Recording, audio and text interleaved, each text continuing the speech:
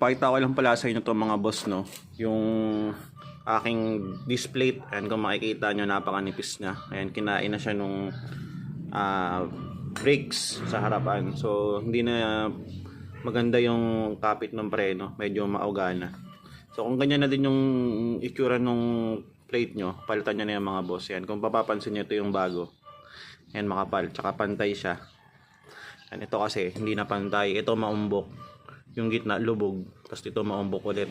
Yan, parang may ang lalim na nung pinakahukay na.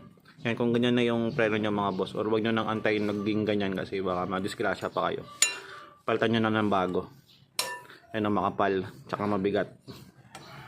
Para balik na ulit sa ganda ng kapit yung preno nyo.